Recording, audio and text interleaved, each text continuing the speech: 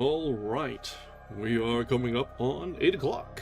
So, let's settle in, get comfortable, and see what machinations and maledictions we can find in store tonight.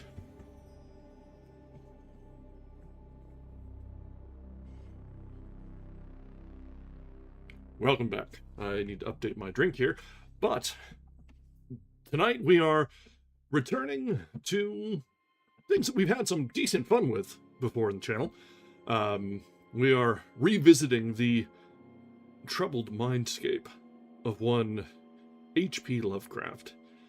Now, as we've said before, but I don't think we've read Lovecraft since we've started over on Twitch, it is important that, at least in a post-mortem sense, you can remember to separate the art from the artist.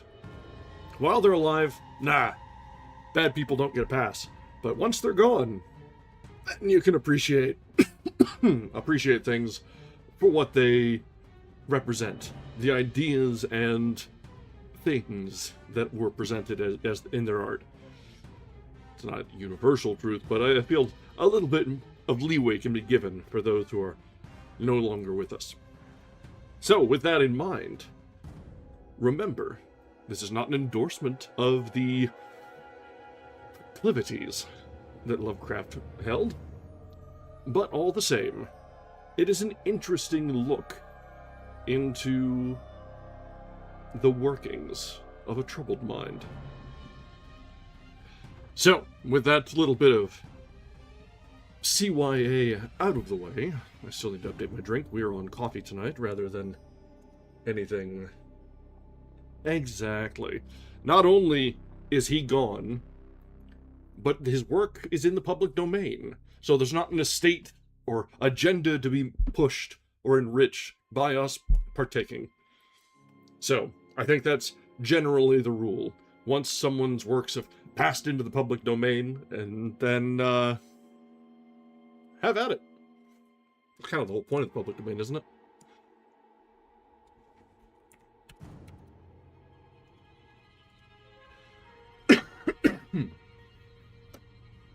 Alright, so, and then as an added bonus to our going back to Lovecraft, I've found that usually these short stories, and really Lovecraft's works in general, play off pretty well with my more natural voice, and as such, should hopefully be a little less taxing than some of the decisions we've made in recent weeks.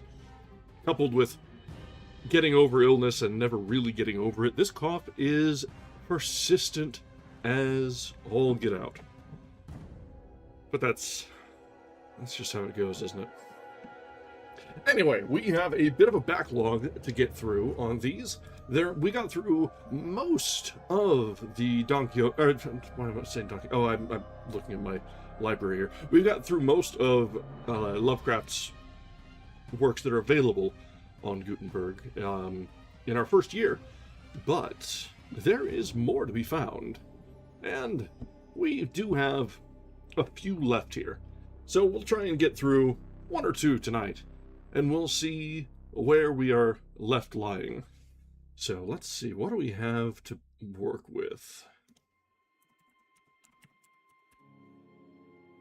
Alright, let's just pop over here. And that is, okay, so these are what we have available to us tonight as choices.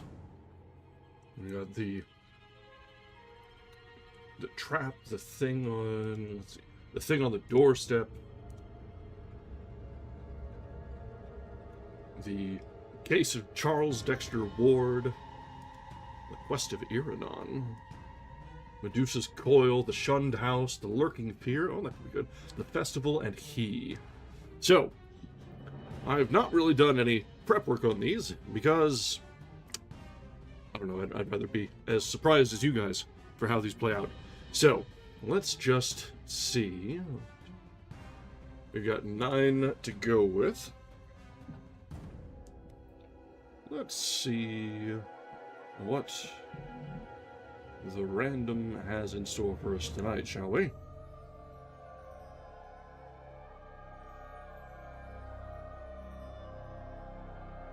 Let's go 1 to 9.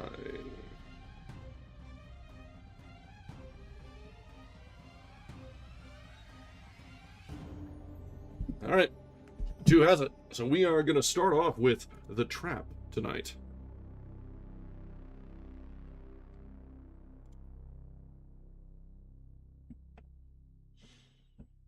Oh, I did not hear about that.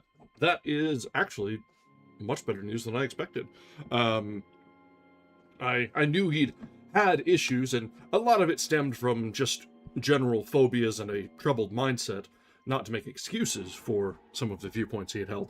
But it is heartening to hear that someone can grow past that and be the better person than they were once upon a time. So, very good, especially considering how far gone he was.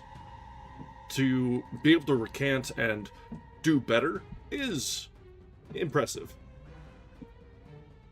Many people don't even try, so.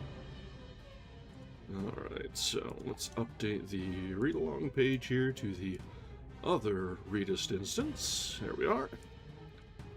Alright, so let's go ahead and get started, because I'm not sure exactly how much book we have, but we have multiple stories. So if we finish early, we can pull up another.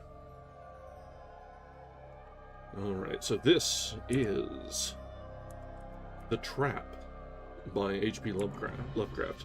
This one's not terribly long, about 20 pages it says on the chapter it says, but we'll see if there's... Yeah, there's just one chapter. So...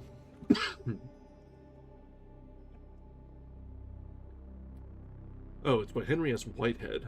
So this must be one of those that was edited by H.P. Lovecraft. Or co-written by... We've read a couple of those already. So this should be an interesting take then. We can see where Lovecraft's own influence comes in. Because he wasn't the primary author of this piece.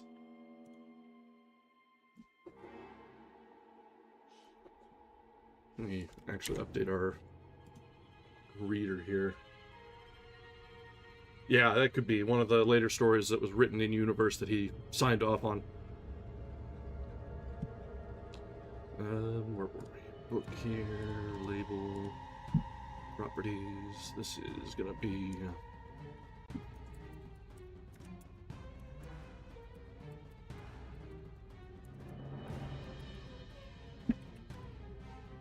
Alright. Hey, it's still aligned. Would you look at that? Alright, let's go ahead and get through this one. It should be interesting, as we had said. This might be... either he edited or allowed this to be written in his settings. In either case, the previous books that we've read, or the stories that we've read that were similar to this, were interesting. You could tell the inspiration and the flavor that Lovecraft gave, but the individual authors have their own takes. So this could be good. Alright. The Trap. A subtle evil lurks in Canavan's antique Copenhagen mirror.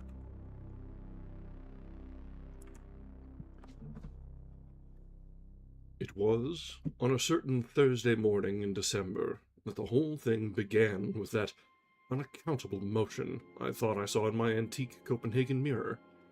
Something, it seemed to me, stirred. Something reflected in the glass. Though I was alone in my quarters, I paused and looked intently. Then, deciding that the effect must be a pure illusion, resumed the interrupted brushing of my hair. I had discovered the old mirror, covered with dust and cobwebs, in an outbuilding in an abandoned estate house in Santa Cruz's sparsely settled Northside territory, and had brought it to the United States from the Virgin Islands.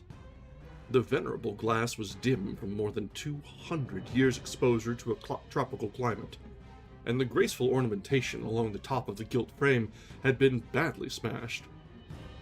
I had had the detached pieces set back into the frame before placing it in storage with my other belongings. Now, several years later, I was staying half as a guest and half as a tutor at the private school of my old friend Brown on a windy Connecticut hillside. There he goes, going into the the New England area. Dangerous, that. Dangerous.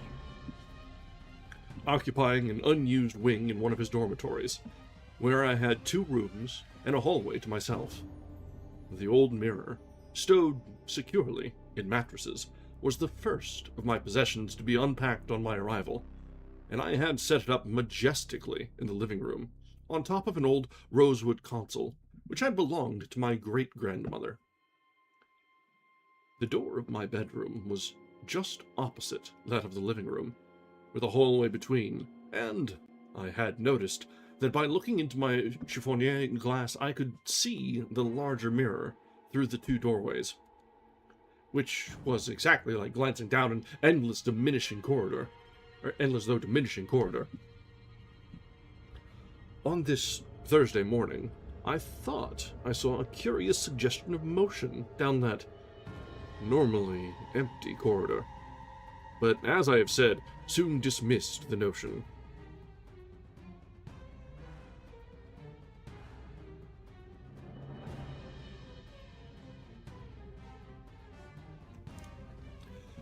When I reached the dining room, I found everyone complaining of the cold, and learned that the school's heating plant was temporarily out of order. Being especially sensitive to low temperatures, I was myself an acute sufferer, and at once decided not to brave any freezing schoolroom that day. Accordingly, I invited my class to come over to my living room for an informal session around my grate fire, a suggestion which the boys received enthusiastically. After the session, one of the boys, Robert Grandison, asked if he might remain, since he had no appointment for the second morning period. I told him to stay and welcome. He sat down to study in front of the fireplace in a comfortable chair.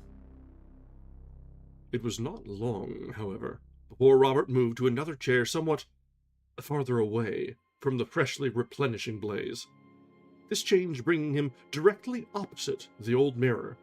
From my own chair, in another part of the room, I noticed how fixedly he began to look at the dim, cloudy glass, and, wondering what so greatly interested him, was reminded of my own experience earlier that morning. As time passed, he continued to gaze, a slight frown knitting his brows. At last, I quietly asked him what had attracted his attention.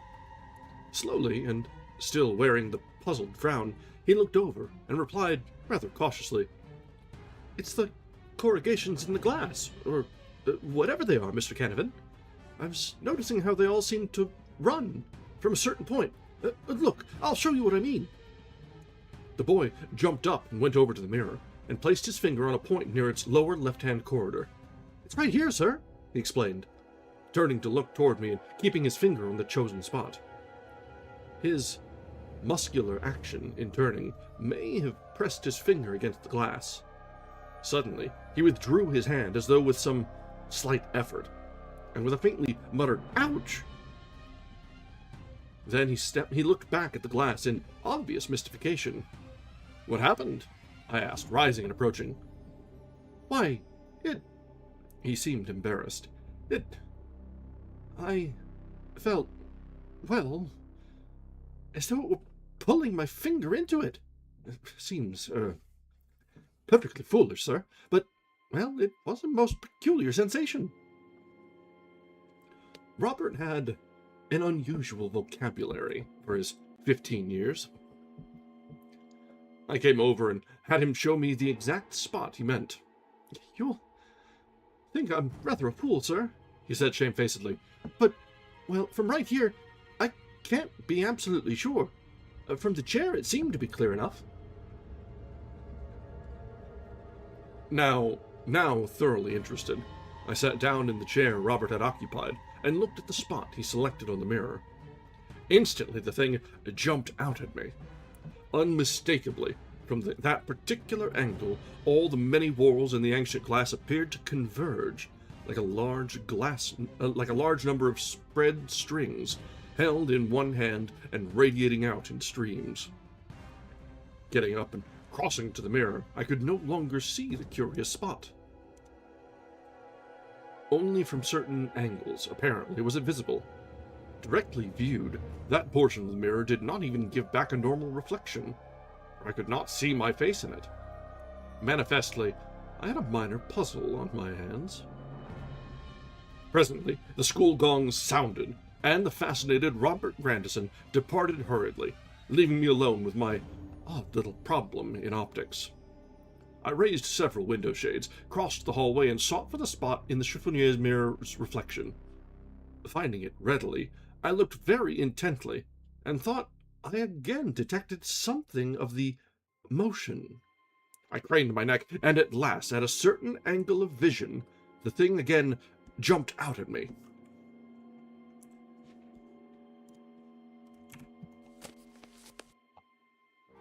The vague motion was now positive and definite, an appearance of torsional movement, or of whirling, much like a minute yet intense whirlwind or waterspout, or a huddle of autumn leaves dancing circularly in an eddy of wind along a level lawn. It was, like the Earth's, a double motion, around and around, and at the same time, inward, as if the walls poured themselves endlessly toward some point inside the glass.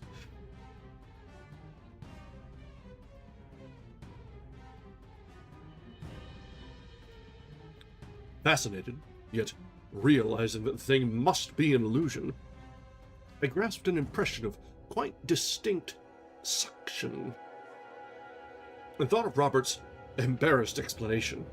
I felt as though it were pulling my finger into it. A kind of slight chill ran suddenly up and down my backbone. There was something here distinctly worth looking into. And as the idea of investigation came to me, I recalled the rather wistful expression of Robert Grandison when the gong called him to class. I remembered how he had looked back over his shoulder as he walked obediently out into the hallway, and resolved that he should be included in whatever analysis I might make of this little mystery.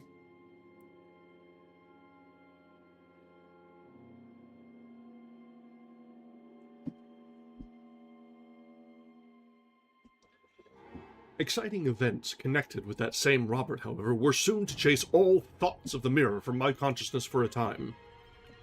I was away all that afternoon, and did not return to the school until the 5:15 call-over, a general assembly at which the boys' attendance was compulsory. Dropping in at this function with the idea of picking Robert up for a session with the mirror, I was astonished and pained to find him absent, a very unusual and unaccountable thing in his case. That evening, Brown told me that the boy had actually disappeared. A search in his room, in the gymnasium, and in all the other accustomed places being unavailing, though all his belongings, including his outdoor clothing, were in their proper places. He had not been encountered on the ice or with any of the hiking groups that afternoon, and telephone calls to the school catering merchants of the neighborhood were in vain. There was, in short, no record of his having been seen since the end of the lesson periods at 2:15, when he had turned up the stairs toward his room in dormitory number 3. When the disappearance was fully realized, the resulting sensation was tremendous throughout the school. Brown, as headmaster, had to bear the brunt of it. And such an unprecedented occurrence in his well-regulated, highly organized institution left him quite bewildered. It was learned that Robert had not run away to his home in western Pennsylvania, nor did any of the searching parties of boys and masters find any trace of him in the snowy countryside around the school. As far as could be seen, he had simply vanished. Robert's parents arrived on the afternoon of the second day after his disappearance. They took their trouble quietly, though, of course. They were staggered by this unexpected disaster. Brown looked 10 years older for it, but there was absolutely nothing that could be done. By the fourth day, the case had settled down, in the opinion of the school, as an insoluble mystery. Mr. and Mrs. Grandison went reluctantly back to their home, and on the following morning the 10 days Christmas vacation began. Boys and masters departed in anything but the usual holiday spirit, and Brown and his wife were left, along with the servants, as my only fellow occupants of the big place. Without the masters and boys, it seemed a very hollow shell indeed.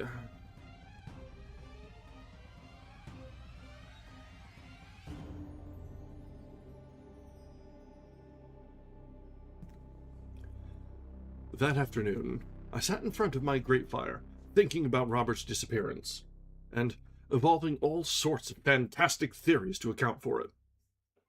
By evening, I had acquired a bad headache, and ate a light supper accordingly. Then, after a brisk walk around the massed buildings, I returned to my living room, and took up the burden of thought once more. A little after 10 o'clock, I awakened in my armchair, stiff and chilled, from a doze during which I had let the fire go out. I was physically uncomfortable, yet mentally aroused by a peculiar sensation of expectancy and possible hope. Of course, it had to do with the problem that was harassing me, for I had started from that inadvertent nap with a curious, persistent idea. The odd idea that a tenuous, hardly recognizable Robert Grandison had been trying desperately to communicate with me. I finally went to bed with one conviction unreasoningly strong in my mind. Somehow, I was sure that young Robert Grandison was still alive. That I should be receptive of such a notion will not seem strange to those who know of my long residence in the West Indies and my close contact with unexplained happenings there. It will not seem strange either that I fell asleep with an urgent desire to establish some sort of mental communication with the missing boy. Even the most prosaic scientists affirm, with Freud, Jung, and Adler, that the subconscious mind is most open to external impression in sleep, though such impressions are seldom carried over intact into the waking state. Going a step further, and granting the existence of telepathic forces, it follows that such forces must act strongly on a sleeper, must act most strongly on a sleeper, so that if I were ever to get a definite message from Robert, it would be during a period of profoundest slumber. Of course, I might lose the message in waking, but my aptitude for retaining such things has been sharpened by types of mental discipline picked up in various obscure corners of the globe. How convenient. I must have dropped asleep instantaneously, and from the vividness of my dreams and the absence of wakeful intervals, I judged that my sleep was a very deep one. It was 6:45 when I awakened, and there still lingered with me certain impressions which I knew were carried over from the world of somnolent cerebration.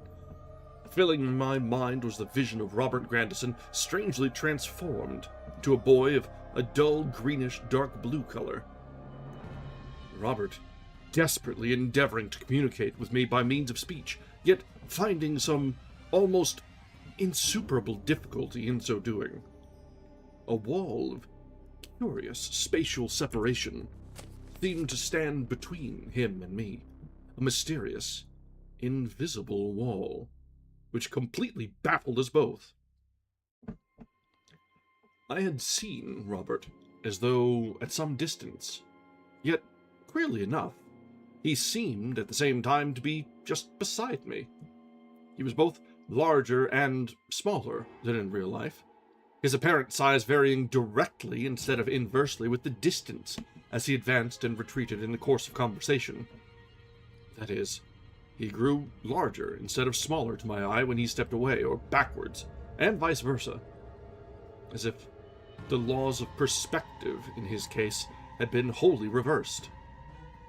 His aspect was misty and uncertain, as if he lacked sharp or permanent outlines, and the anomalies of his coloring and clothing baffled me utterly at first. At some point in my dream, Robert's vocal efforts had finally crystallized into audible speech, albeit speech of an abnormal thickness and dullness. I could not for a time understand anything he said, and even in the dream racked my brain for a clue to where he was, what he wanted to tell, and why his utterance was so clumsy and unintelligible. Then, little by little, I began to distinguish words and phrases, the very first of which sufficed to throw my dreaming self into the wildest excitement and to establish a certain mental connection, which had previously refused to take conscious form because of the utter incredibility of what it implied.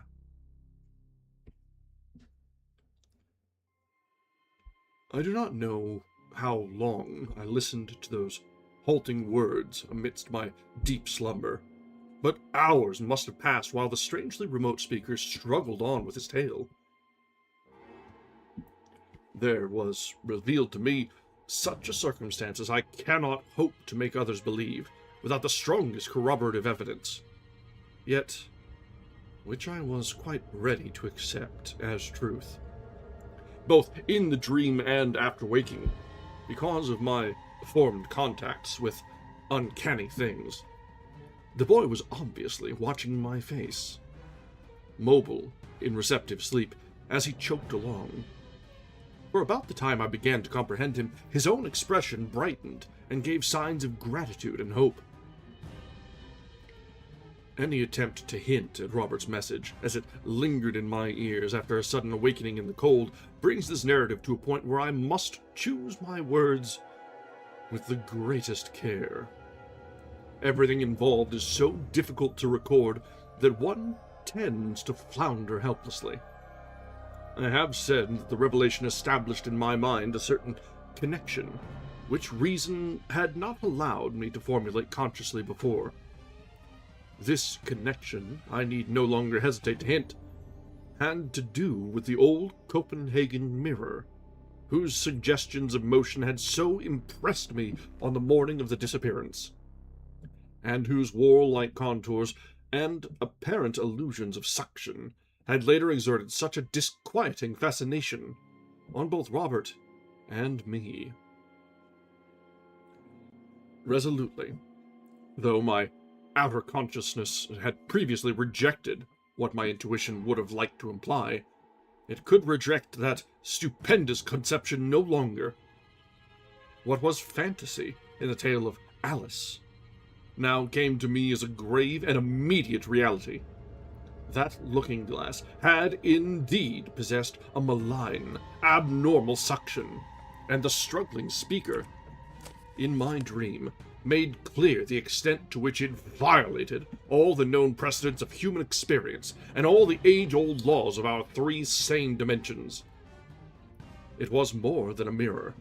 It was a gate, a trap, a link, with spatial recesses not meant for the denizens of our visible universe, and realizable only in terms of the most intricate, non-Euclidean mathematics. And in some outrageous fashion, Robert Grandison had passed out of our ken into the glass and was there immured, waiting for release.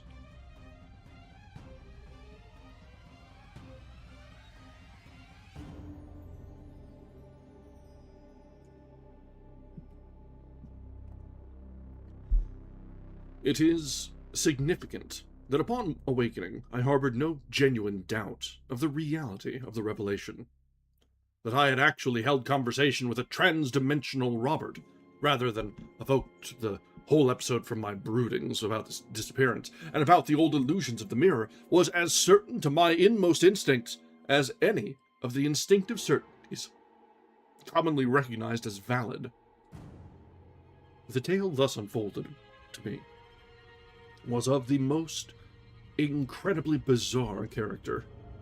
As has been clear on the morning of his disappearance, Robert was intensely fascinated by the ancient mirror. All through the hours of school, he had it in mind to come back to my living room and examine it further. When he did arrive, after the close of the school day, it was somewhat later than 2:20, and I was absent in town. Finding me out, and knowing that I would not mind, he had come into my living room, and gone straight to the mirror, standing before it, and studying the place where, as we had noted, the walls appeared to converge. Then, quite suddenly, there had come to him an overpowering urge to place his hand upon this wall center. Almost reluctantly, against his better judgment, he had done so, and, upon making the contact, had felt at once the strange, almost painful suction which had perplexed him that morning. Immediately thereafter, quite without warning, but with a wrench that seemed to twist and tear every bone and muscle in his body, and to bulge and press and cut at every nerve, he had been abruptly drawn through and found himself inside. Oh, and here we see the boy getting pulled into the mirror.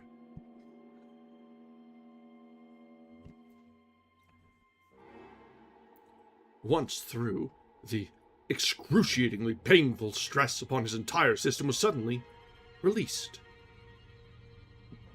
He felt, he said, as though he had just been born. A feeling that made itself evident every time he tried to do anything. Walk, stoop, turn his head, or utter speech. Everything about his body seemed a misfit. These sensations wore off after a long while, Robert's body becoming an organized whole rather than a number of protesting parts. Of all the forms of expression, speech remained the most difficult, doubtless because it is complicated, bringing into play a number of different organs, muscles, and tendons. Robert's feet, on the other hand, were the first members to adjust themselves to the new conditions within the glass. During the morning hours, I rehearsed the whole reason-defying problem, correlating everything I had seen and heard, dismissing the natural skepticism of a man of sense, and scheming to devise possible plans for Robert's release from his incredible prison. As I did so, a number of originally perplexing points became clear, or at least clearer to me. There was, for example, the matter of Robert's coloring. His face and hands, as I have indicated, were a kind of dull greenish dark blue, and I may add that his familiar blue Norfolk jacket had turned to a pale lemon yellow, while his trousers remained a neutral gray, as before. Reflecting on this after waking, I found the circumstance closely allied to the reversal of perspective, which made Robert seem to grow larger when receding, and smaller when approaching. Here, too, was a physical reversal. For every detail of his coloring in the unknown dimension was the exact reverse or complement of the corresponding color detail in normal life. In physics, the typical complementary colors are blue and yellow, and red and green. These pairs are opposites, and when mixed, yield gray. Robert's natural color was a pinkish buff, the opposite of which is the greenish blue I saw. His blue coat had become yellow, while the gray trousers remained gray. This latter point baffled me until I remembered that gray is itself a mixture of opposites. There is no opposite for gray, or rather, it is its own opposite. Another clarified point was that pertaining to Robert's curiously dulled and thickened speech, as well as to the general awkwardness and sense of misfit bodily parts of which he had complained. This, at the outset, was a puzzle indeed, though after long thought, the clue occurred to me. Here, again, was the same reversal, which affected perspective and coloration. Anyone in the fourth dimension must necessarily be reversed in just this way, hands and feet, as well as colors and perspectives being changed about. It would be the same with all the other dual organs, such as nostrils, ears, and eyes. Thus, Robert had been talking with a reversed tongue, teeth and vocal cords, and kindred speech apparatus, so that his difficulties in utterance were little to be wondered at.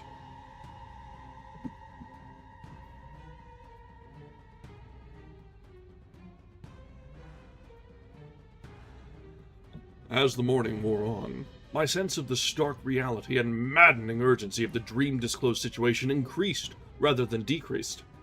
More and more, I felt that something must be done. Yet, realized that I could not seek advice or aid. Such a story as mine, a conviction based upon mere dreaming, could not conceivably bring me anything but ridicule or suspicions as to my mental state. And what indeed could I do, aided or unaided, with as little working data as my nocturnal impressions had provided? I finally recognized, have more information before I could even think of a possible plan for releasing Robert. This could come only through the receptive conditions of sleep, and it heartened me to reflect that, according to every probability, my telepathic contact would be resumed the moment I fell into deep slumber again. I accomplished sleeping that afternoon, after a midday dinner at which, through rigid self-control, I succeeded in concealing from Brown and his wife the tumultuous thoughts that crashed through my mind. Hardly had my eyes closed when a dim telepathic image began to appear, and I soon realized, to my infinite excitement, that it was identical with what I had seen before. If anything, it was more distinct, and when it began to speak, I seemed able to grasp a greater proportion of the words. During this sleep, I found most of the morning's deductions confirmed, though the interview was mysteriously cut off long prior to my awakening. Robert had seemed apprehensive just before communication ceased, but had already told me that in his strange fourth-dimensional prison, colors and spatial relationships were indeed reversed. Black being white, distance increasing apparent size, and so on. He had also intimated that, notwithstanding his possession of full physical form and sensations, most human vital properties seemed curiously suspended. Nutriment, for example, was quite unnecessary, a phenomenon really more singular than the omnipresent reversal of objects and attributes, since the latter was a reasonable and mathematically indicated state of things. Another significant piece of information was that the only exit from the glass to the world was the entranceway, and that this was permanently barred and impenetrably sealed, so far as egress was concerned. That night, I had another visitation from Robert. Nor did such impressions, received at odd intervals while I slept receptively minded, cease during the entire period of his incarceration. His efforts to communicate were desperate and often pitiful, for at times the telepathic bond would weaken, while at other times fatigue, excitement, or fear of interruption would hamper and thicken his speech. I may as well narrate, as a continuous whole, all that Robert told me throughout the whole series of transient mental contacts, perhaps supplementing it at certain points with facts directly related after his release. The telepathic information was fragmentary, and often nearly inarticulate, but I studied it over and over during the waking intervals of 3 intense days, classifying and cogitating with feverish diligence, since it was all that I had to go upon if the boy were to be brought back into our world. The fourth-dimensional region in which Robert found himself was not, as in scientific romance, an unknown and infinite realm of strange sights and fantastic denizens, but was, rather, a projection of certain limited parts of our own terrestrial sphere within an alien and normally inaccessible aspect or direction of space. It was a curiously fragmentary, intangible, and heterogeneous world. a series of apparently disassociated scenes merging indistinctly one into the other, their constituent details having an obviously different status from that of an object drawn into the ancient mirror, as Robert had been drawn. These scenes were like dream vistas, or magic lantern images, elusive visual impressions of which the boy was not really a part, but which formed a sort of panoramic background, or ethereal environment against which, or amidst which, he moved.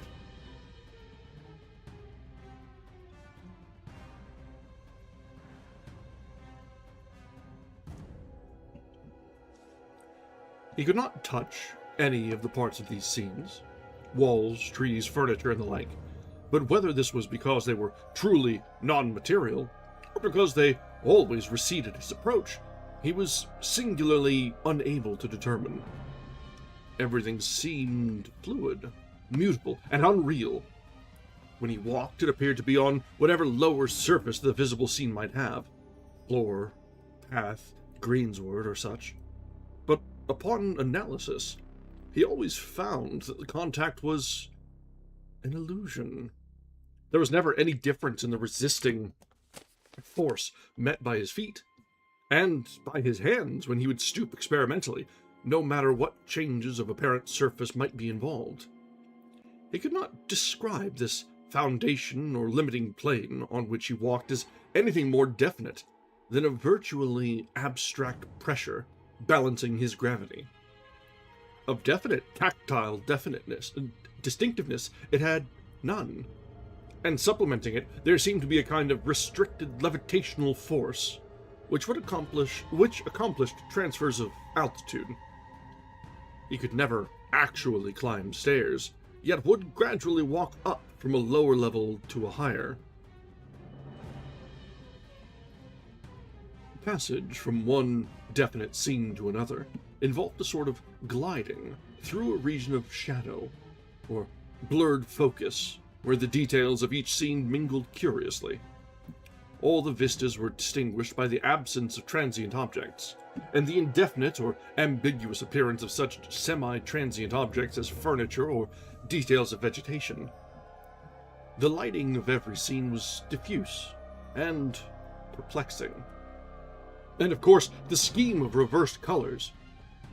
Bright red grass, yellow sky, with confused black and gray cloud forms, white tree trunks, and green brick walls, gave to everything an air of unbelievable grotesquerie.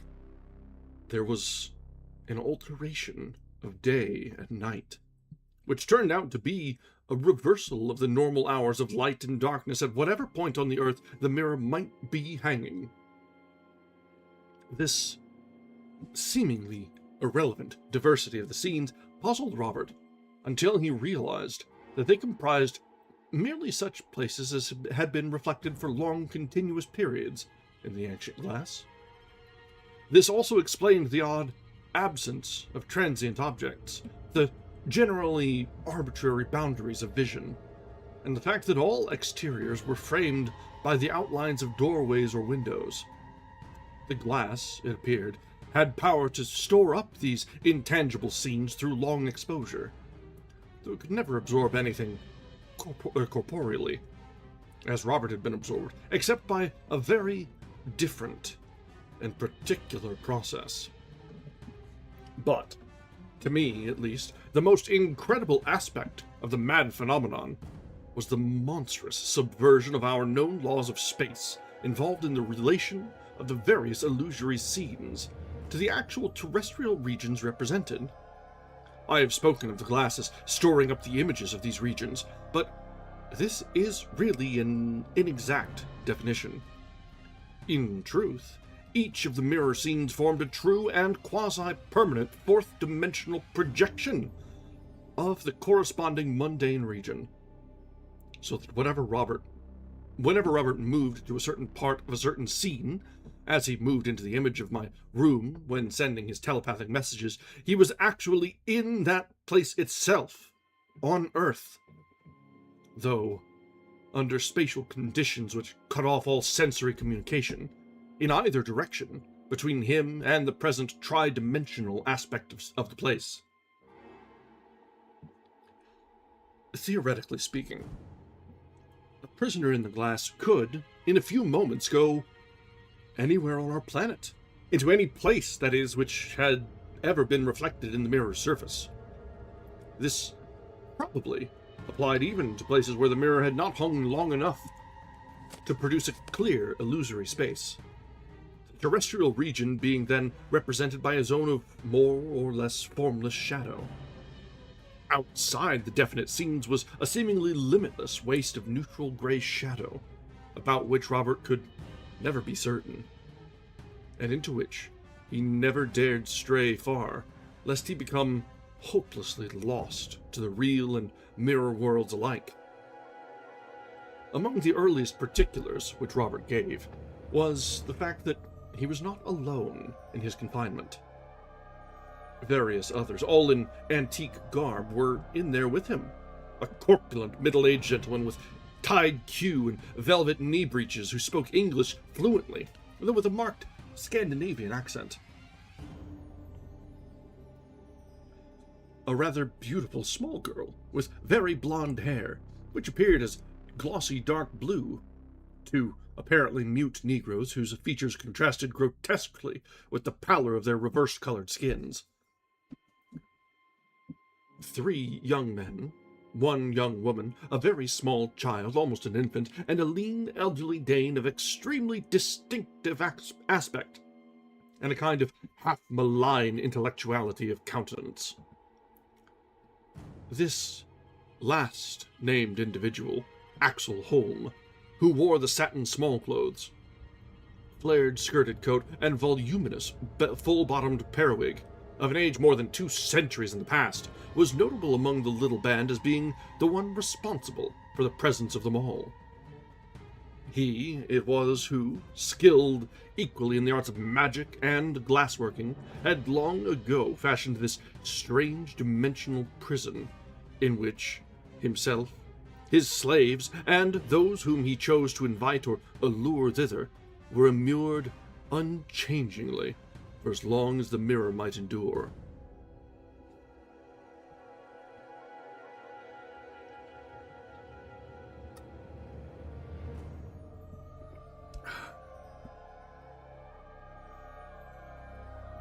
Holm was born early in the 17th century, and had followed with tremendous competence and success the trade of a glassblower and molder in Copenhagen. His glass, especially in the form of large drawing-room mirrors, was always at a premium. But the same bold mind which had made him the first glazier of Europe also served to carry his interests and ambitions far beyond the sphere of mere material craftsmanship.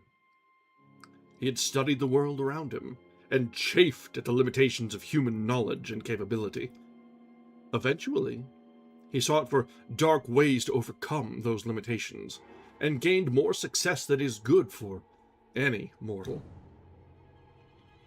He had aspired to enjoy something like eternity, the mirror being his provision to secure this end. Serious study of the fourth dimension was far from beginning with Einstein in our own era, and Holm, more than erudite in all the methods of his day, knew that a bodily entrance into that hidden phase of space would prevent him from dying in the ordinary physical sense. Research showed him that the principle of reflection undoubtedly forms the chief gate to all dimensions beyond our familiar 3. And chance placed in his hands a small and very ancient glass, whose cryptic properties he believed he could turn to advantage. Once inside this mirror, according to the method he had envisaged, he felt that life, in the sense of form and consciousness, would go on virtually forever, provided the mirror could be preserved indefinitely from breakage or deterioration. Holm made a magnificent mirror, such as would be prized and carefully preserved, and in it deftly fused the strange, whorl-configured relic he had acquired. Having thus prepared his refuge and his trap, he began to plan this mode of entrance and conditions of tenancy. He would have with him both servitors and companions, and as an experimental beginning, he sent before him into the glass 2 dependable Negro slaves brought from the West Indies. What his sensations must have been upon beholding this first concrete demonstration of his theories, only imagination can conceive. Undoubtedly, a man of his knowledge realized that absence from the outside world, if deferred beyond the natural span of those within, must mean instant dissolution at the first attempt to return to that world. But, barring that misfortune or accidental breakage, those within would remain forever as they were at the time of entrance. They would never grow old, and would need neither food nor drink. To make his prison tolerable, he sent ahead of him certain books and writing materials, a chair and table of stoutest workmanship, and a few other accessories. He knew that the images which the glass would reflect or absorb would not be tangible, but would merely extend around him like a background of dream.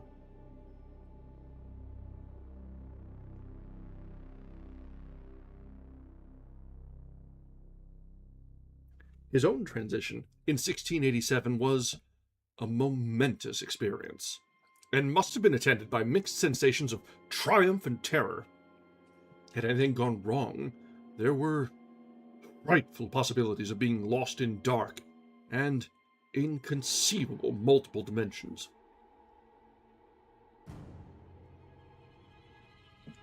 Over 50 years, he had been unable to secure any additions to the little company of himself and slaves, but later on he had perfected his telepathic method of visualizing small sections of the outside world close to the glass, and attracting certain individuals in those areas through the mirror's strange entrance.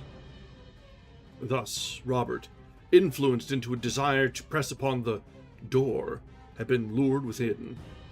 Such visualizations depended wholly on telepathy, since no one inside the mirror could see out into the world of men. It was, in truth, a strange life that Holm and his company had lived inside the glass. Since the mirror had stood for fully a century with its face to the dusty stone wall of the shed where I found it, Robert was the first being to enter this limbo after all that interval. His arrival was a gala event, where he brought news of the outside world which must have been of the most startling impressiveness to the more thoughtful of those within. He, in his turn, young though he was, felt overwhelmingly the weirdness of meeting and talking with persons who had been alive in the 17th and 18th centuries. The deadly monotony of life for the prisoners can only be vaguely conjectured. As mentioned, its extensive spatial variety was limited to localities which had been reflected in the mirror for long periods, and many of these had become dim and strange as tropical climates had made inroads on the surface. Certain localities were bright and beautiful, and in these the company usually gathered, but no scene could be fully satisfying, since the visible objects were all unreal and intangible, and often of perplexingly indefinite outline. When the tedious periods of darkness came, the general custom was to indulge in memories, reflections, or conversations. Each one of that strange, pathetic group had retained his or her personality unchanged and unchangeable, since becoming immune to the time effects of outside space. The number of inanimate objects within the glass, aside from the clothing of the prisoners, was very small, being largely limited to the accessories Holm had provided for himself. The rest did without even furniture, since sleep and fatigue had vanished along with most other vital attributes. Such inorganic things as were present seemed as exempt from decay as the living beings The lower forms of animal life were wholly absent. Robert derived most of his information from Herr Thiel, the gentleman who spoke English with a Scandinavian accent. This portly Dane had taken a fancy to him, and talked at considerable length. The others, too, had received him with courtesy and goodwill. Holm himself, seeming well-disposed, had told him about the various matters, including the door of the trap. The boy, as he told me later, was sensible enough never to attempt communication with me when Holm was nearby. Twice, while thus engaged, he had seen Holm appear, and had accordingly ceased at once. At no time could I see the world beyond the mirror's surface. Robert's visual image, which included his bodily form and the clothing connected with it, was, like the oral image of his halting voice and like his own visualization of myself, a case of purely telepathic transmission, and did not involve true interdimensional sight.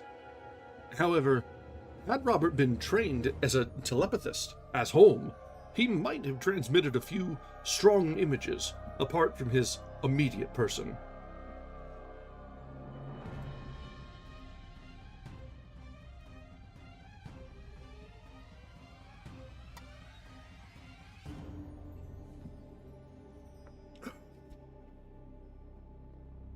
Throughout this period of revelation, I had, of course, been desperately trying to devise a method for Robert's release.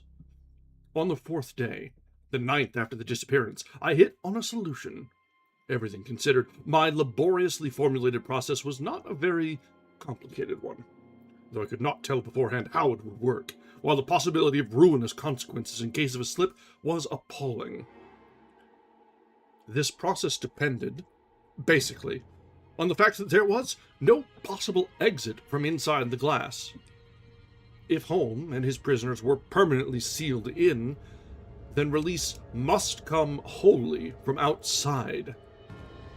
Other considerations included the disposal of the other prisoners, if any survived, and especially of Axel Holm. What Robert had told me of him was anything but reassuring, and I certainly did not wish him loose in my apartment, free once more to work his evil will upon the world. The telepathic messages had not made fully clear the effect of liberation on those who had entered the glass so long ago. There was, too, a final, though minor, problem in case of success. That of getting Robert back into the routine of school life without having to explain the incredible. In case of failure, it was highly inadvisable to have witnesses present at the release operations. And, lacking these, I simply could not attempt to relate the actual facts if I should succeed.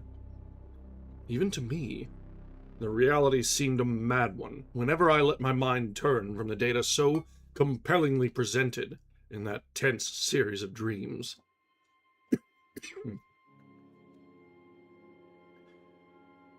When I had thought these problems through as far as possible, I procured a large magnifying glass from the school laboratory and studied minutely every square millimeter of that whorl center, which presumably marked the extent of the original ancient mirror used by Holm.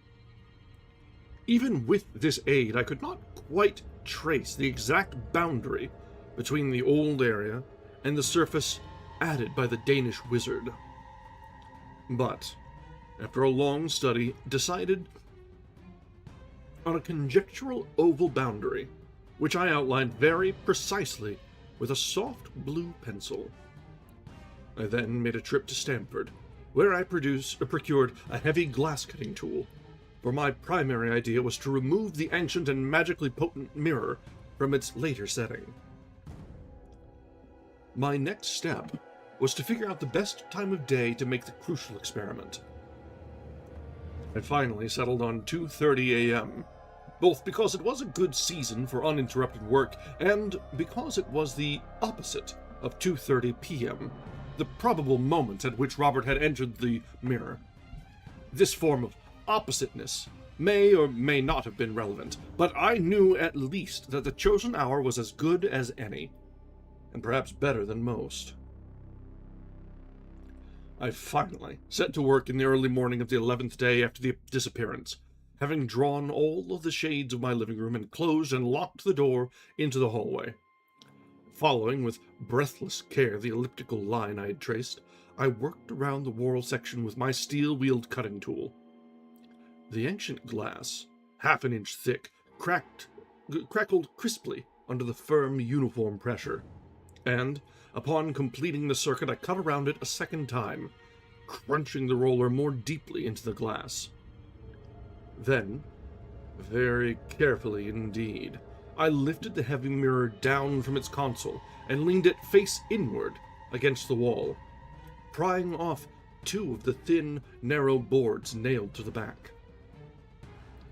With equal caution, I smartly tapped the cut-around piece with the heavy wooden handle of the glass cutter. At the very first tap, the wall-containing section of glass dropped out on the bakra rug beneath. I did not know what might happen, but was keyed up for anything, and took a deep, involuntary breath. I was on my knees for convenience at the moment, with my face quite near the newly made aperture. And as I breathed, there poured into my nostrils a powerful, dusty odor. A smell not comparable to any other I have ever encountered. Then, everything within my range of vision suddenly turned to a dull gray before my failing eyesight as I felt myself overpowered by an invisible force which robbed my muscles of their power to function. I remember grasping weakly and futilely at the edge of the nearest window drapery and feeling it rip loose from its fastening. Then I sank slowly to the floor as the darkness of oblivion passed over me.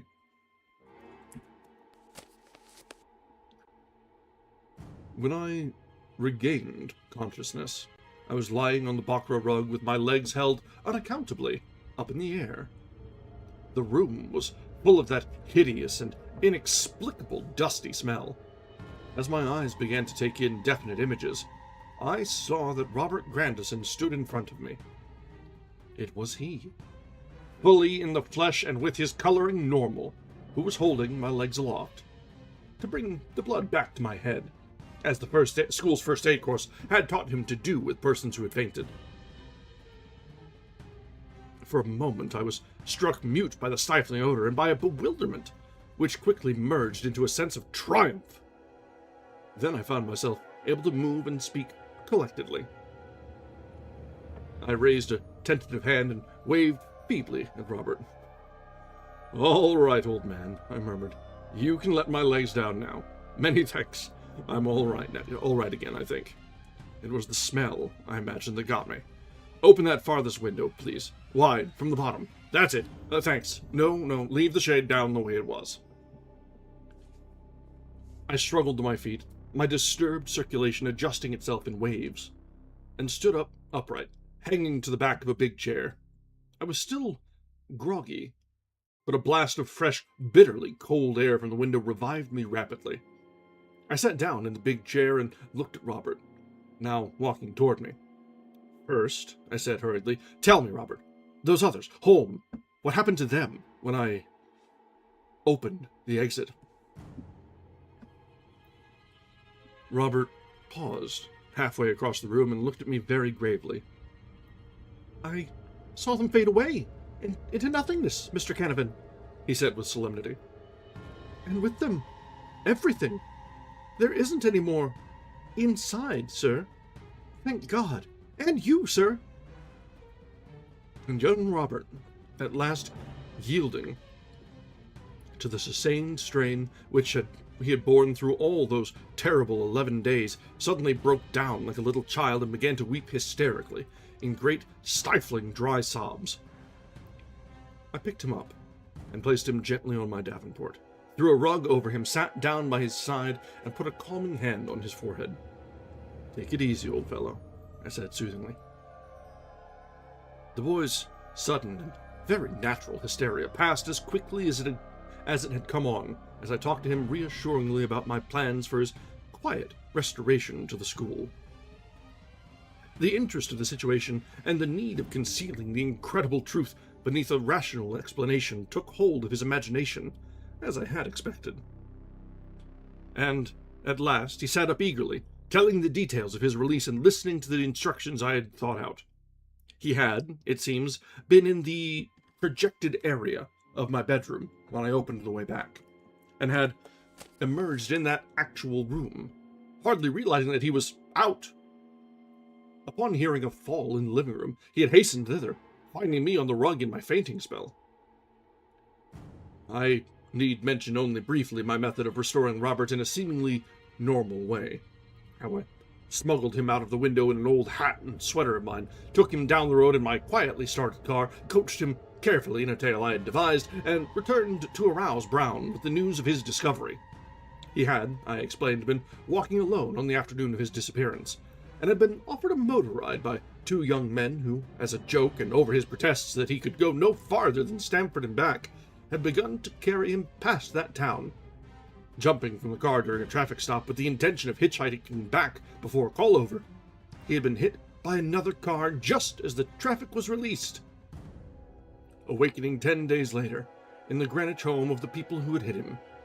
On learning the date, I added, he had immediately telephoned the school, and I, being the only one awake, had answered the call and hurried after him in my car without stopping to notify anyone. Yes. Don't get into cars with strange people, guys. Or touch strange mirrors, I suppose. Brown, who at once telephoned to Robert's parents, accepted my story without question, and forbore to interrogate the boy because of the latter's manifest exhaustion. It was arranged that he should remain at school for a rest, under the expert care of Mrs. Brown, a former trained nurse. I naturally saw a good deal of him during the remainder of the Christmas vacation, and was thus enabled to fill in certain gaps in his fragmentary dream story. Now and then we would almost doubt the actuality of what had occurred, wondering whether we had not both shared some monstrous delusion born of the mirror's glittering hypnotism, and whether the tale of the ride and accident were not, after all, the real truth. But whenever we did so, we would be brought back to belief by some monstrous and haunting memory. With me, of Robert's dream figure, and its thick voice and inverted colors. With him, of the whole fantastic pageantry of ancient people and dead scenes that he had witnessed. And then there was the joint recollection of that damnable dusty odor. We knew what it meant. The instant dissolution of those who had entered an alien dimension a century and more ago. Oh yes, breathing in dust of dead people. Cool. That sounds healthy. There are, in addition, at least 2 lines of rather more positive evidence, one of which comes through my researches in Danish annals concerning the sorcerer, Axel Holm. Such a person indeed left many traces in folklore and written records, and diligent library sessions, plus conferences with various learned Danes, have shed much light on his evil fame. At present, I need say only that the Copenhagen glassblower, born in 1612, was a notorious Luciferian, whose pursuits and final vanishing formed a matter of odd debate over 2 centuries ago. He had burned with a desire to know all things and to conquer every limitation of mankind, to which end he had delved deeply into occult and forbidden fields ever since he was a child. He was commonly held to have joined a coven of the dreaded witch cult, and the vast lore of ancient Scandinavian myth, with its Loki the Sly One and the accursed Fenris Wolf, was soon an open book to him. He had strange interests and objectives, few of which were definitely known, but some of which were recognized as intolerably evil. It is recorded that his 2 Negro helpers, originally slaves from the Danish West Indies, had become mute soon after their acquisition by him, and that they had disappeared not long before his own disappearance from the ken of mankind. Near the close of an already long life, the idea of a glass of immortality appears to have entered his mind. That he had acquired an enchanted mirror of inconceivable antiquity was a matter of common whispering, it being alleged that he had purloined it from a fellow sorcerer who had entrusted it to him for polishing. This mirror, according to popular tales, a trophy as potent in its way as the better-known Aegis of Minerva, or Hammer of Thor, was a small oval object called Loki's glass, made of some polished, fusible mineral, and having magical properties, which included the divination of the immediate future and the power to show the possessor his enemies. That it had deeper potential properties, realizable in the hands of an erudite magician, none of the common people doubted, and even educated persons attached such much fearful importance to Holmes' rumored attempts to incorporate it in a larger glass of immortality. Then had come the wizard's disappearance in 1687, and the final sale and dispersal of his goods amidst a growing cloud of fantastic legendary. It was, altogether, just such a story as one would laugh at if possessed of no particular key. Yet, to me, remembering those dream messages and having Robert Grandison's corroboration before me, it formed a positive confirmation of all the bewildering marvels that had been unfolded. But as I have said, there is still another line of rather positive evidence of a very different character at my disposal. 2 days after his release, as Robert, greatly improved in strength and appearance, was placing a log on my living room fire, I noticed a certain awkwardness in his motions, and was struck by a persistent idea. Summoning him to my desk, I suddenly asked him to pick up an inkstand, and was scarcely surprised to note that, despite lifelong right-handedness, he obeyed unconsciously, with his left hand. Without alarming him, I then asked that he unbutton his coat and let me listen to his cardiac action. What I found upon placing my ear to his chest, and what I did not tell him for some time afterward, was that his heart was beating on his right side.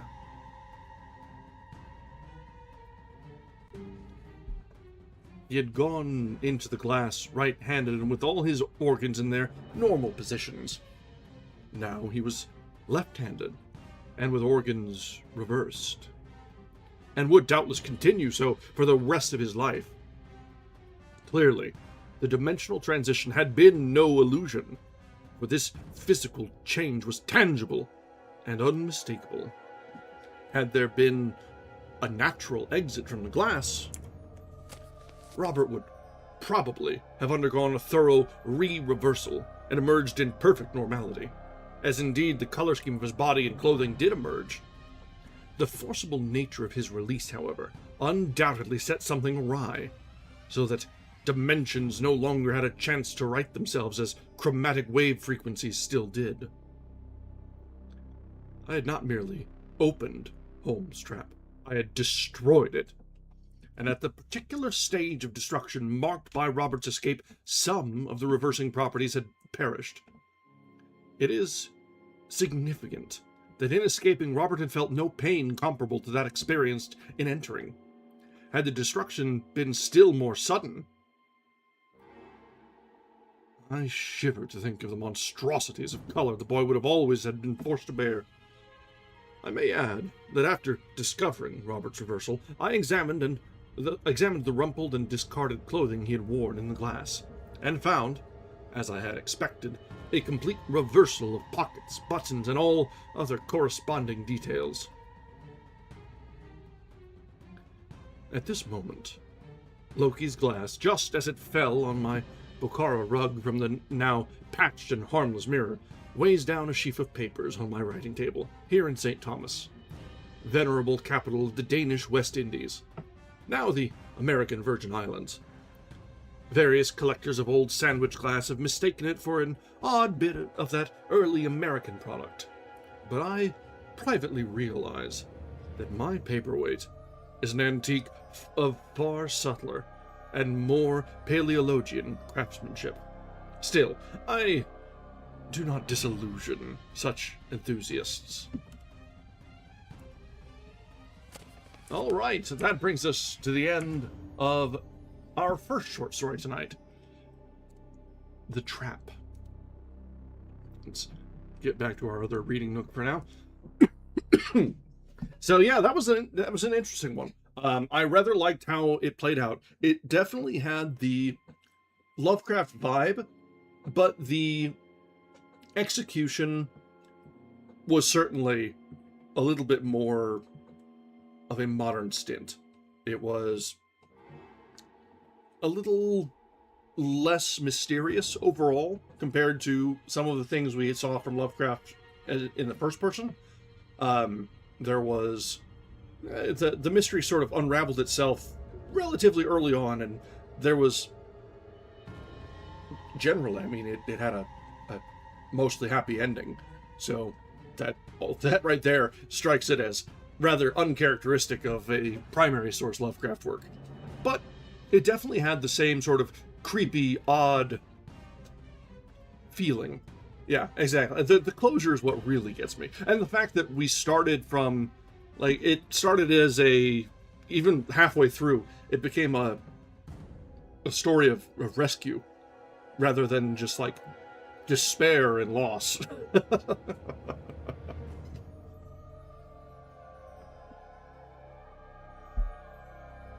Oh, really? Lovecraft is thought to have written the last quarter of that. That's interesting. Oh, okay. I could see that. I could see it. It did, the pacing did very much feel like about right. So, I assume you've looked it up and looked up a wiki page or something. So I imagine this one was co-authored and he was the editor for the most part and then wrote the ending. Cool. I wondered, because so I guess he's just an uncredited author on that, which is fine. Lovecraft had his time in the spotlight.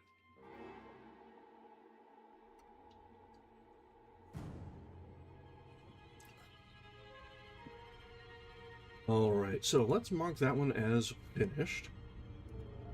And see, we likely don't have. Well, I mean, we've got about 40 minutes yet, so we're gonna try and get through some, but I would like to see how long these are.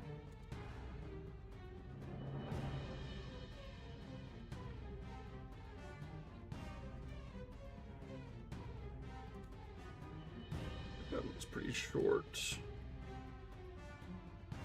Oh wow, yeah. So it was, that one was very late career.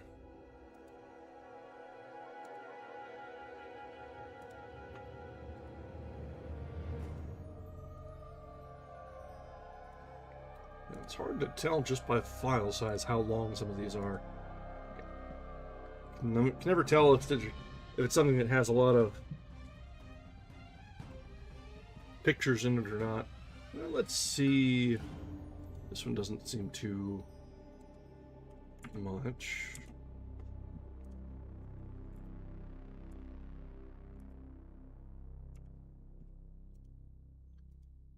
Okay, yeah, this one's only about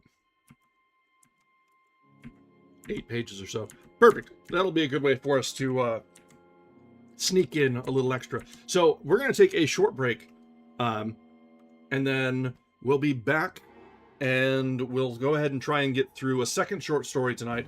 This one is a primary source Lovecraft. We're going to be reading The Quest of Iranon next.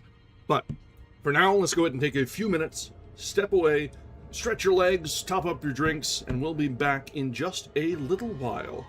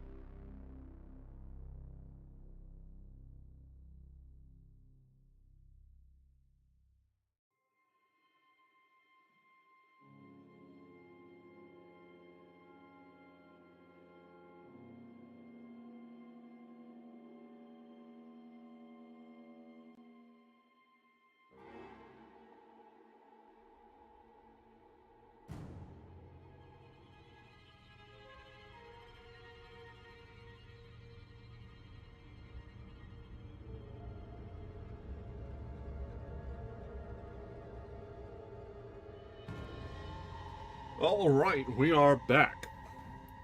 We need to make a short update here. Oh, yep, we are. Not only are we back, we need to update the reading thing.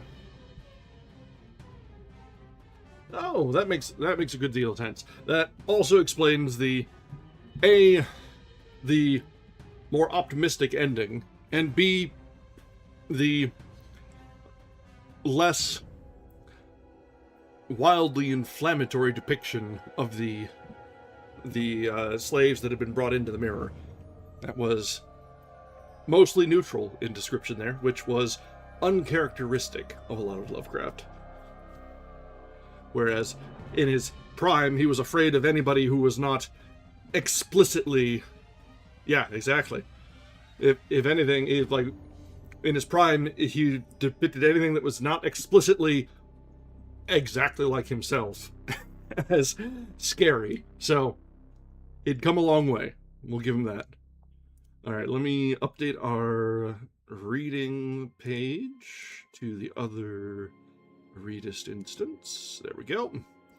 And need to update the book label and... Yeah.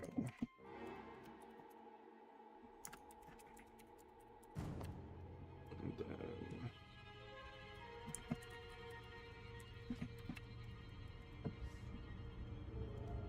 There we are. And then one last finishing touch.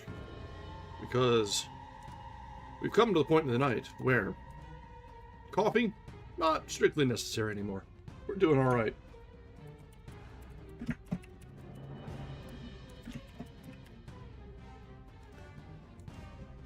Finishing off the bottle of Buffalo Trace. It is sad to see it go, but I got about a finger pour's worth and thought, there's not enough left for another pour, so let's just go a little bit heavier.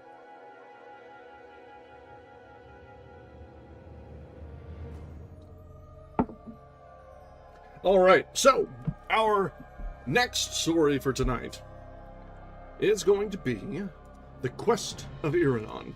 I don't know any of the background for this one. However, I do think this one is, let's see, 1939. So this one is a very late... Oh, Christ, you have a quarter of a bottle of Malort? Okay, yeah, so this one was, yeah, published posthumously. So, likely pulled from his notes and published after some editing, I would imagine. Or he submitted and they just didn't get around to publishing. So this one is likely to be also of a different vibe than we're used to with Lovecraft. So, this could be interesting. This could be an interesting take indeed. Man, Malort. So, I grew up in about the region, and even I can't do Malort. It is special. It's special. It's probably why you've got a quarter of a bottle left, right?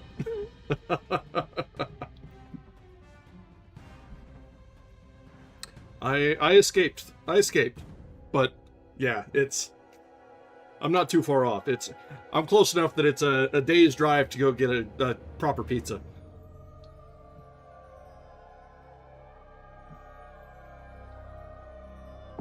Yeah, the region is huge.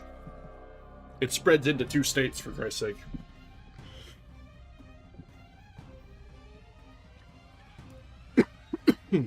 Alright, let's go ahead and get into this story. It is a short one, so we should be able to finish up without too much fuss.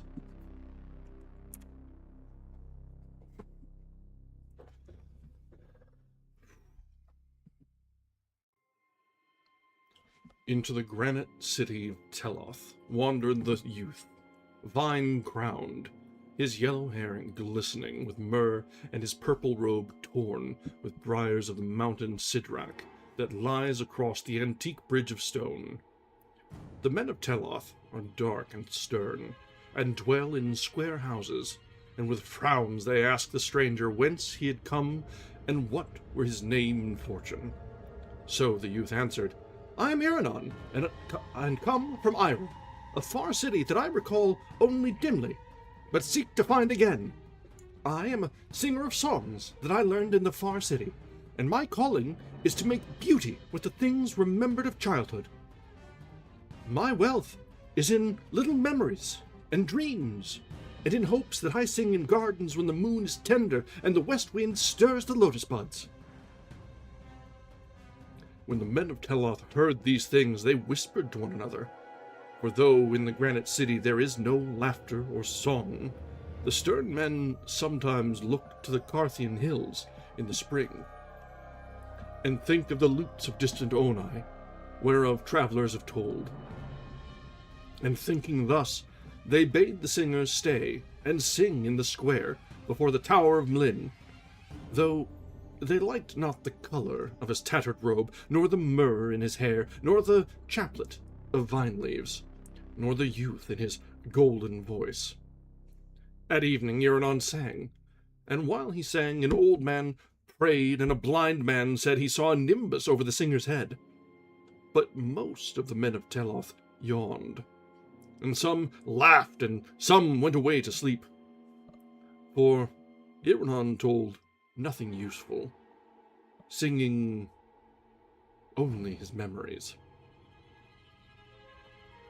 his dreams, and his hopes. Oh, okay, so wow, it was a while to be until it was published and then reprinted posthumously. Interesting.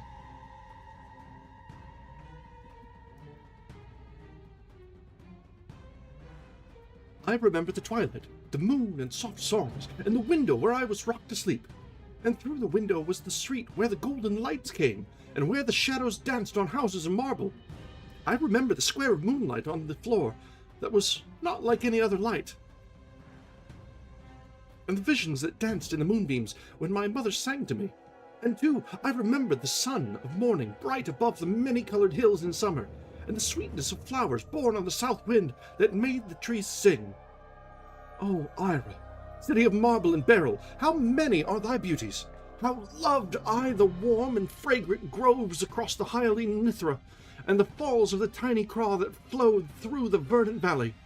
In those groves, and in that vale, the children wove wreaths for one another, and at dusk I dreamed strange dreams under the yoth trees on the mountain, as I saw below me the lights of the city, and the curving Nithra reflecting a ribbon of stars. And in the city were palaces of veined and tinted marble, with golden domes and painted walls, and green gardens with cerulean pools and crystal fountains. Often I played in the gardens, and waded in the pools, and lay and dreamed among the pale flowers under the trees. And sometimes, at sunset, I would climb the long hilly street to the citadel and the open place, and look down upon Ira, the magic city of marble and beryl, splendid in a robe of golden flame. Long have I missed thee, Ira, for I was but young when we went into exile, but my father was thy king, and I shall come again to thee, for it is so decreed of fate. All through 7 lands have I sought thee, and some day shall I reign over thy groves and gardens, thy streets and palaces, and sing to men who shall know whereof I sing, and laugh not. For I am Iranon, who was a prince in Ira. That night, the men of Teloth lodged the stranger in a stable, and in the morning an Archon came to him and told him to go to the shop of Athok the cobbler, and be apprenticed to him. But I am Iranon, a singer of songs, he said, and have no heart for the cobbler's trade. All in Teloth must toil, replied the Archon, for that is the law. Then said Iranon, Wherefore do ye toil? Is it not that ye may live and be happy? And if ye toil only that ye may toil more, when shall happiness find you? Ye toil to live. But is not life made of beauty and song? And if ye suffer no singers among you, where shall be the fruits of your toil? Toil without song is like a weary journey without an end. Were not death more pleasing? But the Archon was sullen, and did not understand, and rebuked the stranger. Thou art a strange youth, and I like not thy face or thy voice. The words thou speakest are blasphemy, for the gods of Teloth have said that toil is good. Our gods have promised us a haven of life beyond death, where there shall be rest without end, and crystal coldness, amidst which none shall vex his mind with thought or his eyes with beauty. Go thou then to Othok the cobbler, or be gone out of the city by sunset. All here must serve, and song is folly. Damn. That kind of hits, actually.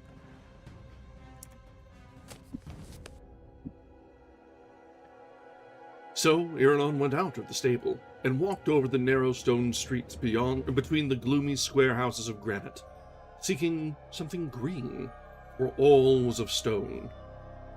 On the faces of men were frowns, but by the stone embankment along the sluggish river Zuro sate a young boy with sad eyes, gazing into the waters to spy green budding branches, washed down from the hills by the freshets.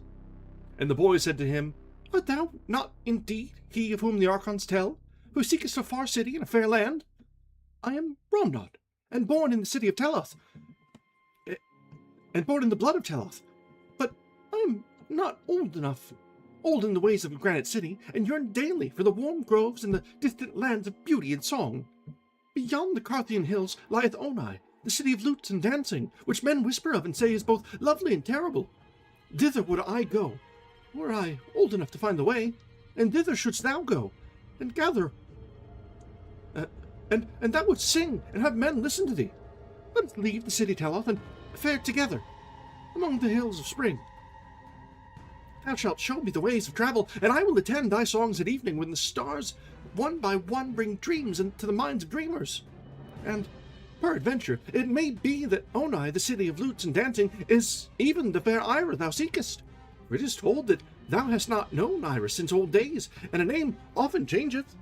Let us go to Onai, O Iranon of the golden head, where men shall know our longings and welcome us as brothers, nor ever laugh or frown at what we say. And Iranon answered, Be it so, small one. If any in this stone place yearn for beauty, he must seek the mountains and beyond. And I would not leave thee to pine by the sluggish Zuro, but think not that delight and understanding dwell just across the Carthian hills, or in any spot thou canst find in a day's or a year's or a lustrum's journey.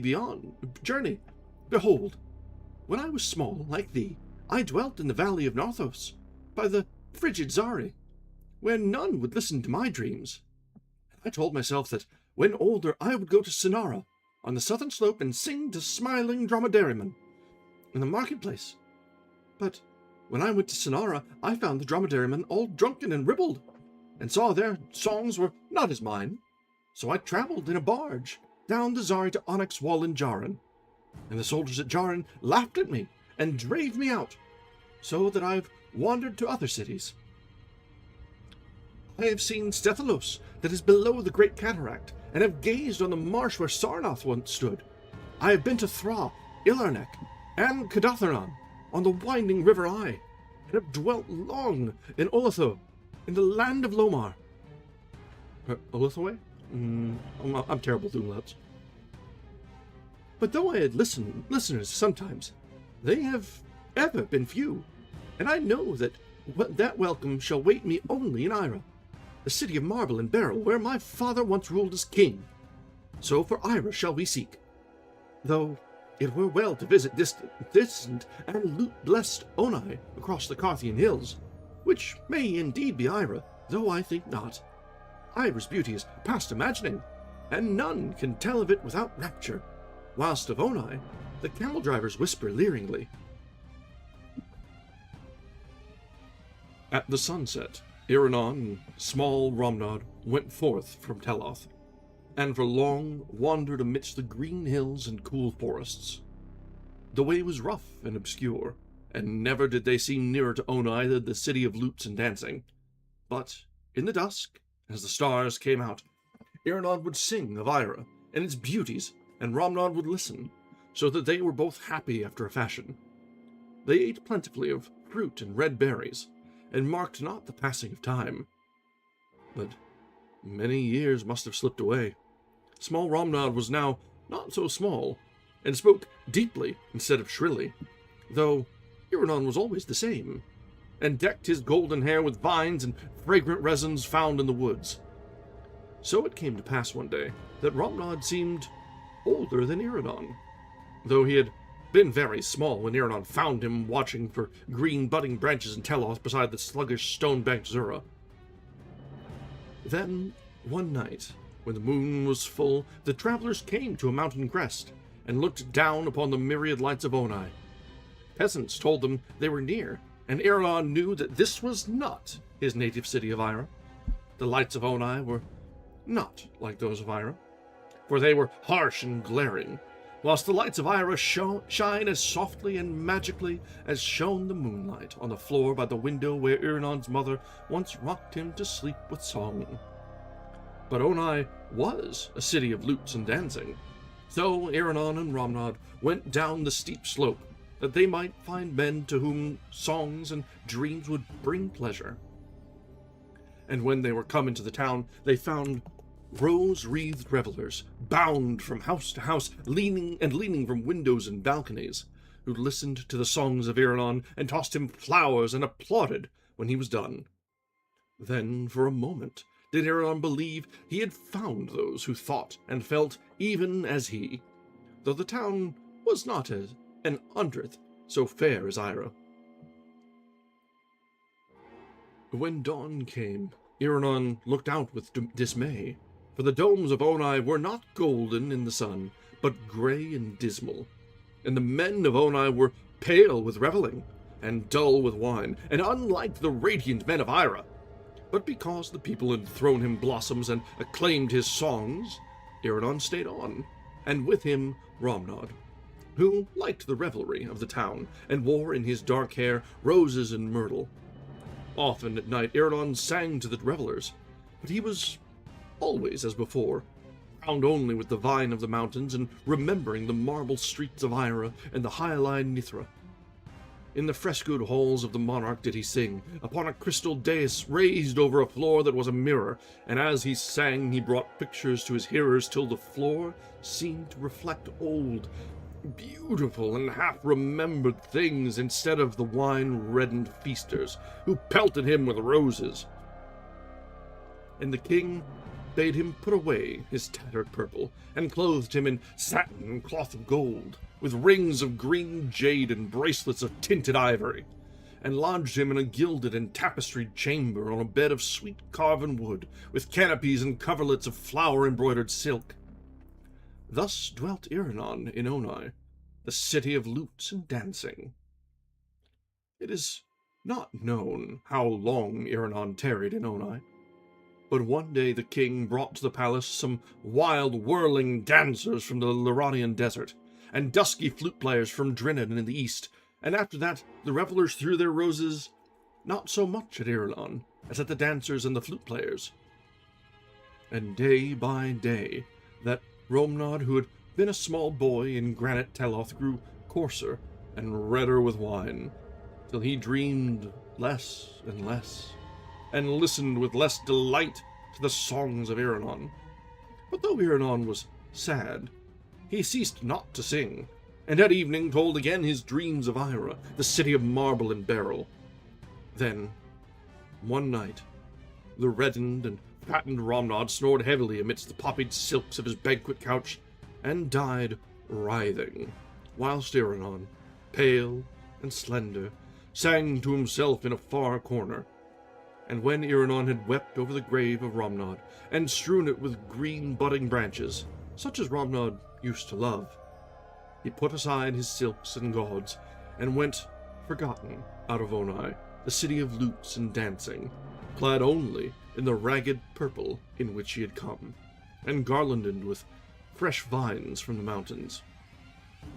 Into the sunset wandered Iranon, seeking still for his native land, and for men who would understand and cherish his songs and dreams. In all the cities of Sidathria, and in the lands beyond the Benazic desert, gay-faced children laughed at his olden songs and tattered robe of purple.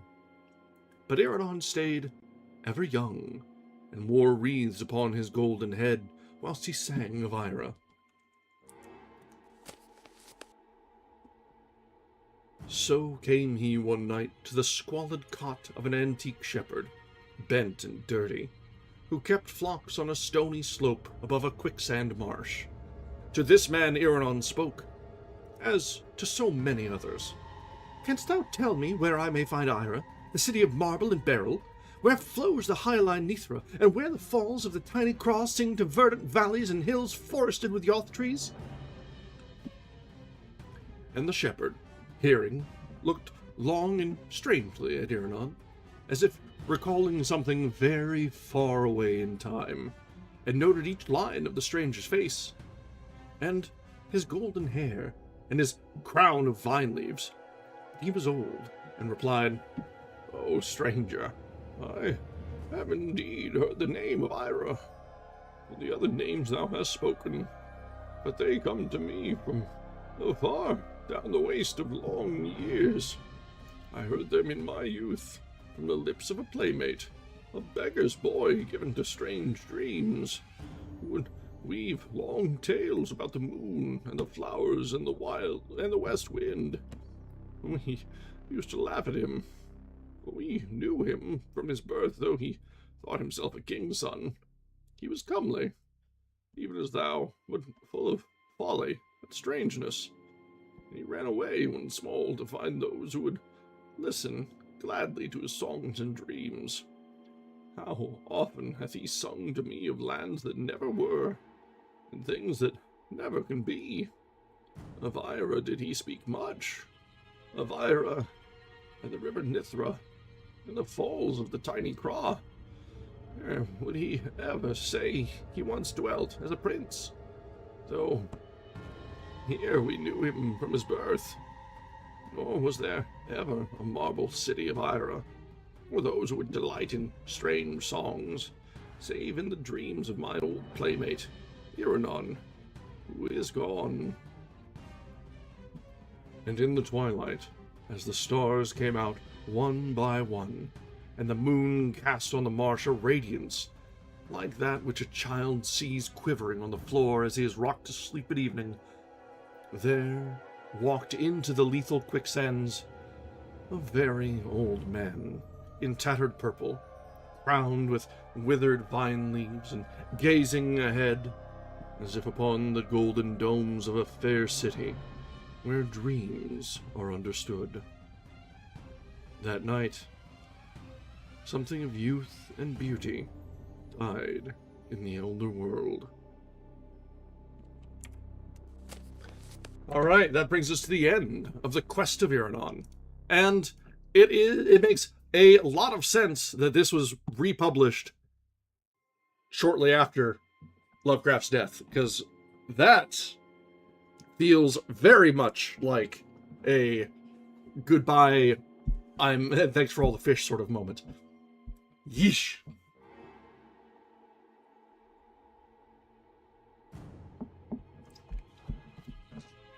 I won't say that, I mean, it very well could be that Eragon was a self-insert or just a bit of an allegory there. But that one, it had a different feel from a lot of Lovecraft's works.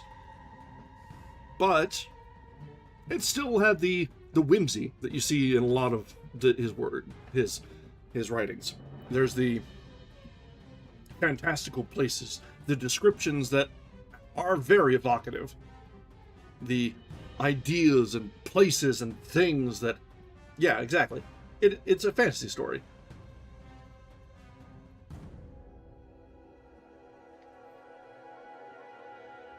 It felt very much like when you're reading just some pulp fantasy, some pulp fiction off the rack. You get places that are nonsensical, but very good.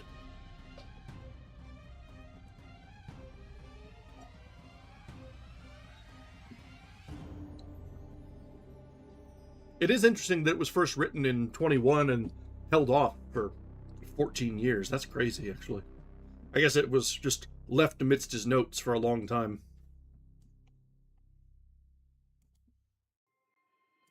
Although Lovecraft was published exclusively in periodicals, so much of the stuff was written and then submitted and approved or not approved and just sat moldering for years.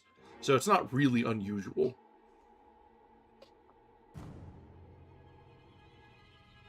Yeah, it's exactly. It's the idea of, I mean, even throughout the first city that we saw was very much a like, okay, we all work here, we toil, we work to, like, you work, there's no fun to be had, and there's a promise of paradise after, where there's no work. Like, okay, calm down, we don't need any of that. And then the second city, which is like the reverse, where it's just like all hedonism, and then the flavor of the week as the next band of performers showed up. So it's interesting there. Like, we saw both extremes, and then to finish it up, the reveal that it was all in his head, and at the revelation of such, the years hit him all at once.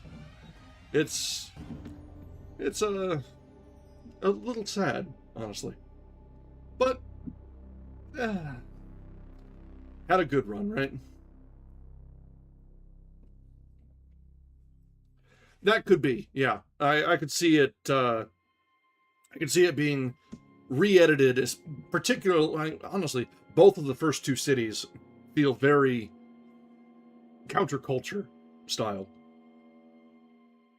So I could understand that. And I can see where he's coming from.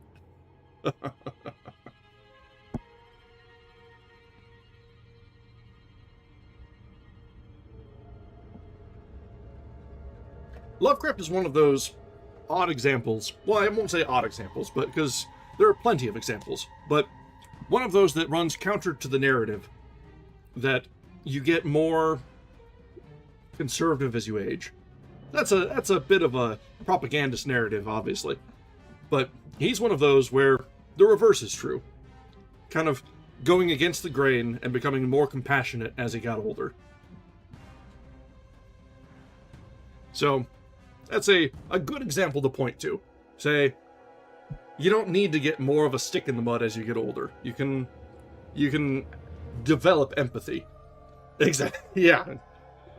It's one of those. I think a lot of it depends on where you're starting from. I grew up in a very conservative area. Rust Belt all the way. Like, I think the nearest person who didn't vote in a particular way was probably about 50 miles away. But as the years go on, you're like, I don't want any of that. Not at all. Thank you very much. So I think you kind of, you either fully embrace what you grew up with, or you rebel against it with every fiber of your being. I'm the latter.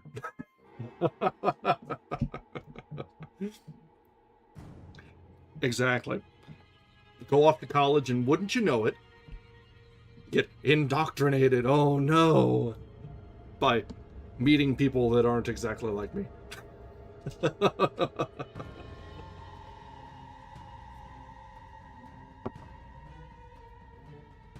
How did we get there? Yeah, exactly. All right, guys. So, I will say that it's been nice to get back to Lovecraft, even if if the two stories we read were not the typical conception of the idea of Lovecraft. They're both very good in very different ways. They have the Lovecraftian flavor without necessarily the essence that the pop culture awareness of Lovecraft brings to mind. It also helps that, as always, I can generally there's very little dialogue in these Lovecraft stories, and so I can give a nice neutral narrator voice, which is much easier on the pipes, I will say.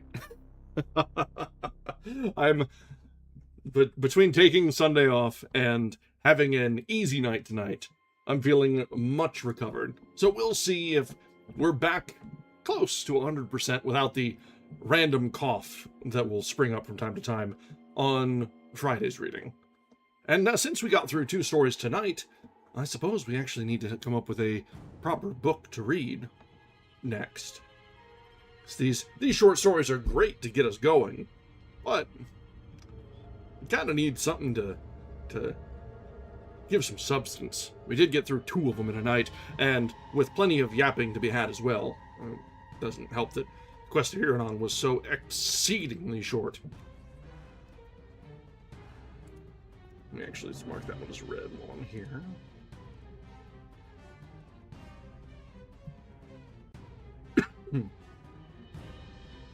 So, we've got a couple days now to think of what we want to read next. I don't know. Do we want to... We've had a bit of a string of... Well, I won't really say that we've had a string. We've had a nice spread of different things lately. We read Don Quixote, which is like classic of classics. We did Arsène Lupin last, which was like a return to the detective stories. We had the adventure with Don Quixote. We could go to like actual classic literature, maybe something, I don't know, American lit, like Scarlet Letter or something. I don't know. We've got all sorts of options. That's always our main problem, is choosing something out of the absolute sea of literature that's out there that's available to us. That is always the biggest problem. Well, anyway, if you've got any suggestions, feel free to drop me a comment or a post or ping over on Bluesky. I'm always open to trying to read new things. If I let myself, I'll fall into very comfortable ruts as we go through. I would appreciate avoiding French. We've had a few doozies in a row between the very obviously French Arsène Lupin and the very Spanish Don Quixote. I'm rather sure I've made an ass of myself for the last 2 months. That's fun though, right? This is our version of bullying the streamers, providing suggestions for books that I most certainly am woefully prepared for. We all love it though, right?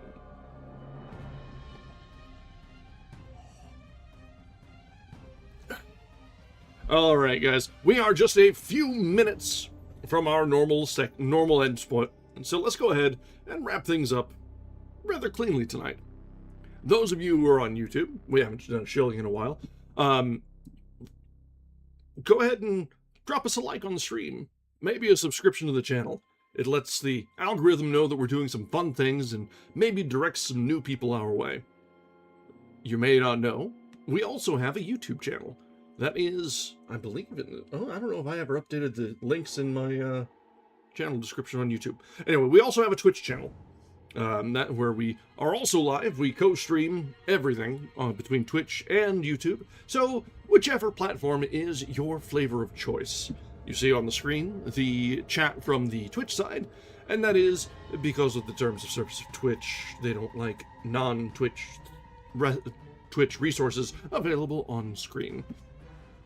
Something avoiding bans, something blah blah blah blah blah blah. So, if you want to participate in chat, Twitch is maybe a better place to join in, but I will always endeavor to respond to chat in YouTube. I do keep both windows open, because that would be irresponsible otherwise. Those of you on Twitch, a follow would not be remiss. We are just getting started, really. We've been going since late January, and we're finding our legs. So, tell your friends. All right. As always, I hope you've had a good time tonight. Tonight we've read 2 Lovecraft stories. Well, 1.5, really. 1.25? Yeah, we'll call it 1.5. And worked through some of our backlog. And next time, we'll have something new to read. We're not sure yet.